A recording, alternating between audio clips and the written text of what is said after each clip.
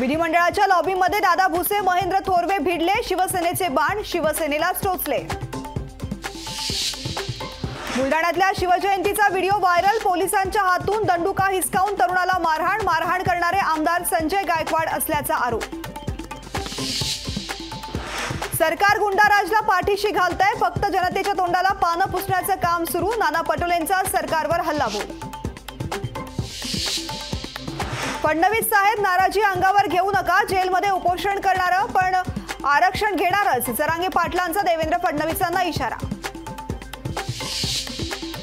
शिंदे फडणवीसांनी शरद पवारांचं निमंत्रण नाकारलं, नियोजित कार्यक्रमामुळे येणं शक्य नाही, पत्रातून शिंदे फडणवीसांनी केली दिलगिरी व्यक्त।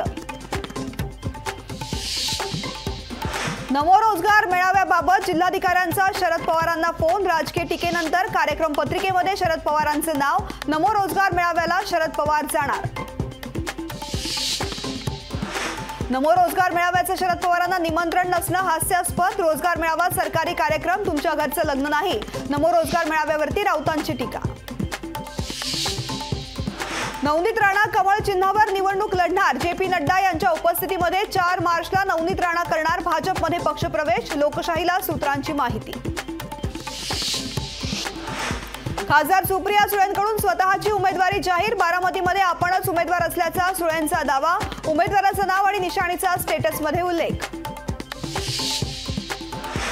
दांडपट्टा फिरवायला महायुती सरकार मागे पुढे पाहणार नाही, मुख्यमंत्र्यांकडून विरोधकांना टोला।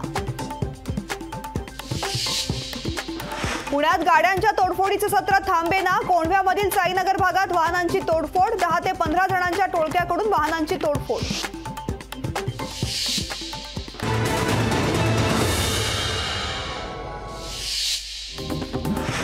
कल्याणमध्ये 3 मार्चला शासन आपल्या दारी उपक्रमाला मुख्यमंत्री उपमुख्यमंत्री देवेंद्र फडणवीस राहणार उपस्थित, मुख्यमंत्र्यांच्या हस्ते होणार विविध विकास कामांचं भूमिपूजन।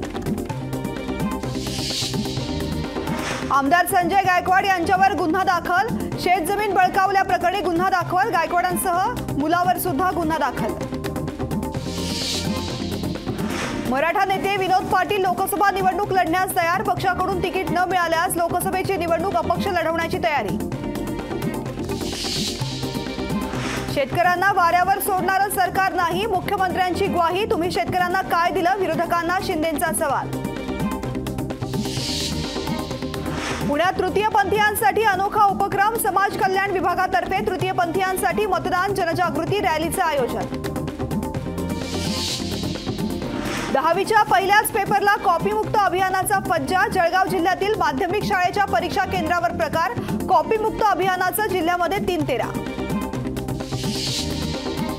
हिंगोली जिल्ह्यातील प्रत्येक गावामधून 5 अपक्ष उमेदवार उभे करणार, निवडणूक आयोगासमोर एक मोठं आव्हान, मराठा समाजाचा सरकारला घेरण्याचा प्रयत्न। माजलगाव उपविभागीय कार्यालयावरती शेतकऱ्यांचा बैलगाडी मोर्चा, विविध मागण्यांसाठी शेतकऱ्यांनी मोर्चा काढत सरकार विरोधात केली घोषणाबाजी। परभणीहून छत्रपती संभाजीनगरला जाणाऱ्या मालगाडीला आग, आगीवर नियंत्रण मिळवण्यात यश।